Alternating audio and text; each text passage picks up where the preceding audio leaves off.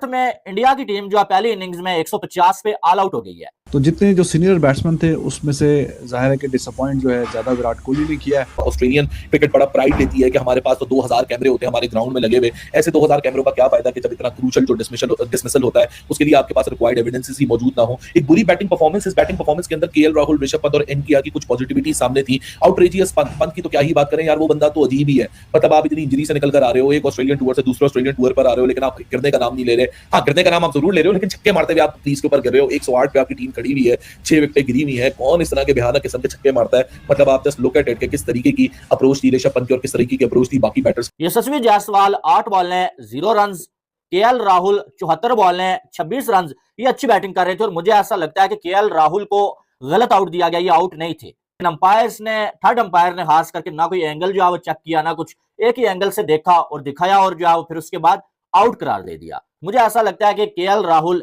शायद not out थे। उसके बाद पार्टिकल की बात करें, क्या ही बैटिंग किया भाई ने, 23 बॉलें 0 रन। 23 बॉलें बंदा खेल ले और आप एक सिंगल तक ना निकाल पाए। जो है वो विराट कोहली 12 बॉलें 5 रन, और विराट कोहली का भाई रोला है क्योंकि पिछले 1 साल में कोई सेंचुरी नहीं है। 1 साल से ज्यादा टाइम हो गया है। वेस्ट इंडीज के खिलाफ विराट कोहली ने 16 गया था और उसके बाद विराट कोहली टेस्ट में परफॉर्म कर ही नहीं पा रहे हैं।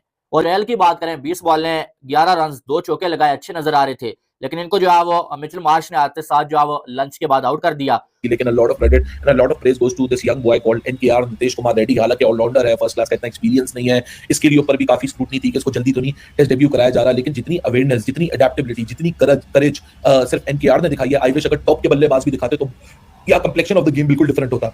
शायद जब ऋषभ पंत और एनकेआर बैटिंग कर रहे हो तो लोगों को ये समझ आना शुरू हो जाएगी कि पिच में इतने डीमंस मौजूद नहीं थे, पिच इतनी खतरनाक नहीं थी जो स्कोर बोर्ड आपको रिफ्लेक्ट कर रही है। एब्सोल्यूट फेलियर है विराट कोहली का, ये एब्सोल्यूट फेलियर है यशस्वी जायसवाल का। आप देवदत्त पादिक्कल को कह रहे हैं टेस्ट मैच इंडिया में खेला है, यहाँ तो ऑस्ट्रेलियन। दोस्तों, बॉर्डर गावस्कर ट्रॉफी के पहले टेस्ट मैच आज पर्थ में खेला जा रहा है। भारत ने टॉस जीतकर पहले बल्लेबाजी करने का फैसला किया, लेकिन भारत की शुरुआत कुछ आज खास अच्छी न रही और नियमित अंतराल पर भारत का विकेट गिरता रहा। चाहे भारत के विराट कोहली या यशस्वी जायसवाल कुछ खास न कर सके और फिर बाद में आए ऋषभ पंत ने नीतीश रेड्डी के साथ पारी को संभालने की भरपूर कोशिश की, लेकिन वो भी लंबी साझेदारी न कर सका और भारत पहली पारी में मात्र 150 रन पर ऑल आउट हो गई। एक समय तो ऐसा लग रहा था कि भारत इतने कम स्कोर पर आउट हो गया है और इसका भरपूर फायदा ऑस्ट्रेलियाई बल्लेबाज उठाएंगे, लेकिन ठीक इसके उल्टा हुआ। ऑस्ट्रेलियाई बल्लेबाज उतरे भले, लेकिन भारत की घातक गेंदबाजी के आगे बुमराह ने ऐसा कहर बरपाया कि ऑस्ट्रेलिया के बल्लेबाज चारों खाने चित हो गए। कोई भी ऑस्ट्रेलिया का बल्लेबाज कुछ खास साझेदारी न कर सका और कुछ दहाई के आंकड़े भी न पार कर सके। इतनी बेहतरीन गेंदबाजी का मुआवजा पेश किया बुमराह और सिराज ने। भारत की गेंदबाजी के आगे वो बिल्कुल बेबस नजर आए और बहुत ही कम स्कोर पर ऑस्ट्रेलियाई गेंदबाज ऑल आउट होने की तरफ बढ़ गए। दोस्तों, आइए आज पहले दिन के टेस्ट मैच पर पाक मीडिया क्या कुछ कर रही है, मिलते हैं। तो जनाब, पर्थ में इंडिया की टीम जो है पहली इनिंग्स में 150 पे ऑल आउट हो गई है और ऋषभ पंत और नीतीश रेड्डी के अलावा कोई भी बल्लेबाज इंडिया की जानब से रन बना ही नहीं सका। और टोटल जहां पर जो है वो मुझे ऐसा लग रहा था कि इस पिच पर अगर कम से कम जो है 210 220 रन हो तो एक अच्छा रन हो सकता है, लेकिन इंडिया की टीम 200 भी नहीं बना सकी। यशस्वी जायसवाल 8 बॉल ने 0 रन, केएल राहुल 74 बॉल ने 26 रन, ये अच्छी बैटिंग कर रहे थे और मुझे ऐसा लगता है कि केएल राहुल को गलत आउट दिया गया, ये आउट नहीं थे, क्योंकि जो वो आवाज आई थी हमें मालूम है, लेकिन वो पैड पे बॉल लगा हुआ था। अगर 2 आवाजें आई भी थी तो आपने जब चेक किया भाई तो एक ही स्पाइक वहां पर आया। इसका मतलब ये था कि वो जो था वो पैड पे लगने का था, बैट पे लगने का नहीं था।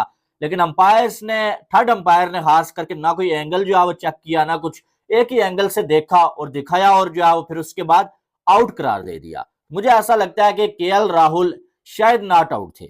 उसके बाद पार्टिकल की बात करें, क्या ही बैटिंग किया भाई ने, 23 बॉलें 0 रन और इतना ज्यादा डर डर के शेल में चले गए, दूसरों पे भी प्रेशर डाला और आखिर में अपना खाता खोले बगैर ही आउट हो गए।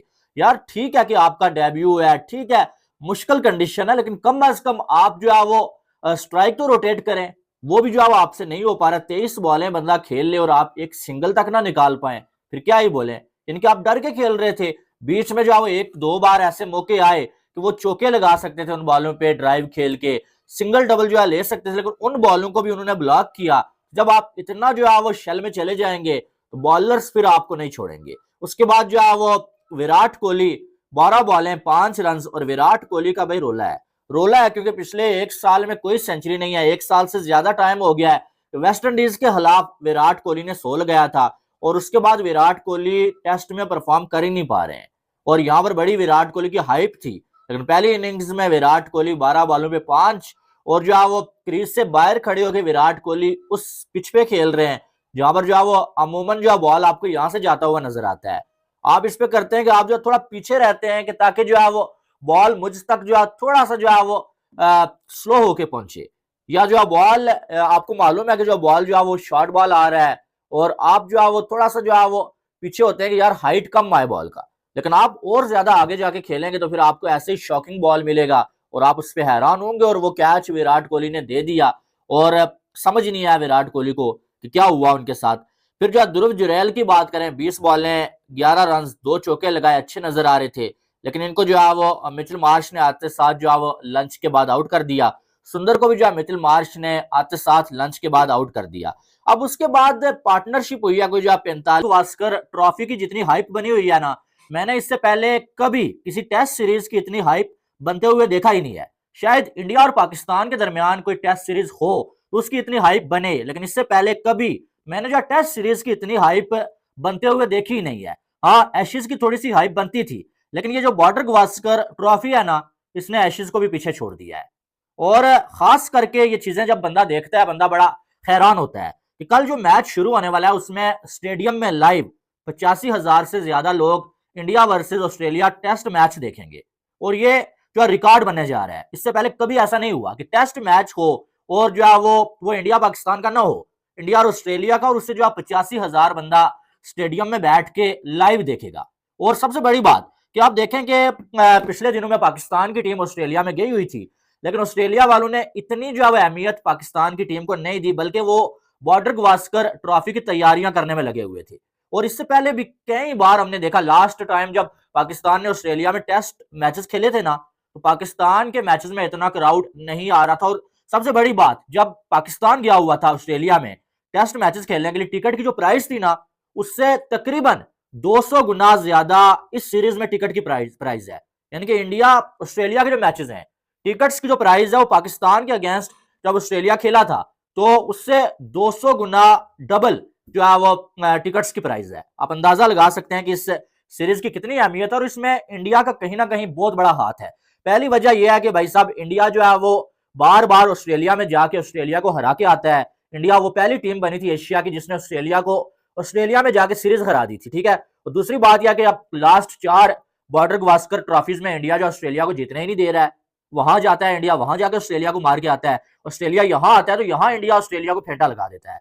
और ऊपर से मार्केट इंडिया की सबसे बड़ी, ब्रॉडकास्टर्स इंडिया के भाई, जहां इंडिया की टीम जाती है ब्रॉडकास्टर्स वहां पैसा भी लगाते हैं। यानी कि ये जो 5 मैचेस है ना, ये जो है वो ऑस्ट्रेलिया तरीके से बॉर्डर गावस्कर ट्रॉफी का पहला टेस्ट मैच पर्थ में कुछ ना तो इंडिया के लिए अच्छा रहा ना ऑस्ट्रेलिया के लिए। इंडिया ने भी बड़े सस्ते में 150 रन बनाकर सारी टीम ऑल आउट हो गई और ऑस्ट्रेलिया की शुरुआत कुछ अच्छी न रही। भारतीय गेंदबाजों ने ऑस्ट्रेलियाई के बल्लेबाजों के ऊपर ऐसा कहर बरपाया कि वे चारों खाने चित्त हो गए।